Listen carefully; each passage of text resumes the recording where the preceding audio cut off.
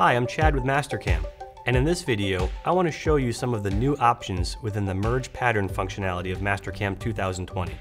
Merge Pattern is used to import geometry from a separate file into your current Mastercam part file. This can be used to merge two or more Mastercam part files as well. In previous versions of Mastercam, precise positioning of the imported geometry needed to be done after the Merge Pattern dialog was closed. Additionally, you had limited control over how the levels and planes in the merged file were handled when imported. Starting in Mastercam 2020, you now have the flexibility and control to position and organize your merged file without having to exit the Merge Pattern dialog, making it faster and easier than ever. In this example, I need to merge and position the 5-axis fixture I'll be using. The parts are already in their final positions in my part file and ready to be toolpathed, but by including my fixturing in the file, I can make more informed decisions when choosing my toolpath strategies. I can also select the fixturing as avoidance geometry or to be used for collision detection. The milling fixture I will be using was modeled separately and has not been configured specifically for how I will be holding the part or the work offsets I plan to use. The new features inside the Merge Pattern functionality makes it much easier for me to get the fixture into the correct orientation compared to previous versions. I'm going to turn off level 2. We only need to see one of the uprights to place the fixture.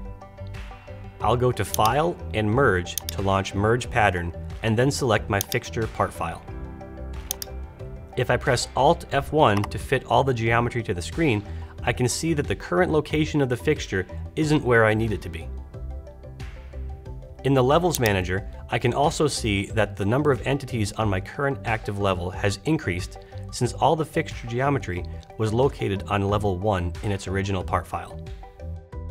I need to reposition the fixture in my part file so that it is aligned to the part correctly, but I also want all the fixture geometry to end up on level 500. To start, I'll set level 500 as my active level so that the fixture geometry is imported on the correct level. In the Merge Pattern dialog, I'm going to select Align, which launches the Align to Face command. Align to Face is located on the Model Prep tab during a normal Mastercam session. I'll set the method to Move and the mode to Parallel. Parallel is a powerful mode since it will help us to align the part vertically as well as rotationally. Mastercam prompts me to select a face on the solid that I plan to move. I'll select the internal diameter of the indicating bore on the top plate. I'm selecting this bore because I need it to be concentric with the bore inside the uprights themselves. Next, I need to select or create a line for the parallel alignment. I'm going to make sure my 2D 3D switch is set to 3D, and then I'll create a line by selecting the center of the orange circle and then the center of the green circle. The gnomon is now aligned with the x-axis parallel to the line I just created. Now, I need to align the z-axis origin with the top face of the top plate. Once I slide the gnomon along z to that point, I can hit Enter to switch to the other side of the alignment. Now, I need to select a face on the destination solid, so I'm going to select the cylindrical face of the lower bore. Just like before, I need to create the other side of the line for parallel alignment.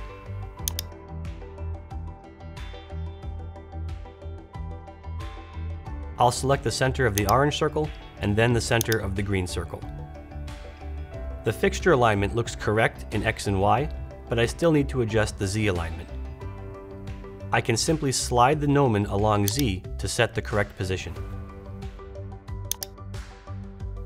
At this point, it can be really tempting to press Enter and start programming, but I've only aligned the top plate of my fixture.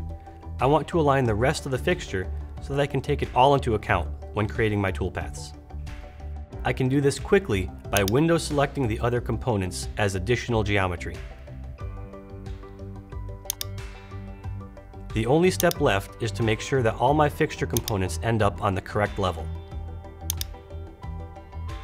I made level 500 my active level earlier, so I just need to make sure that my level option is set to active level.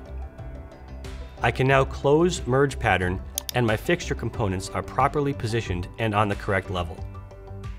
Thanks to the new features included in Merge Pattern for Mastercam 2020, this type of task is easier and faster than ever before.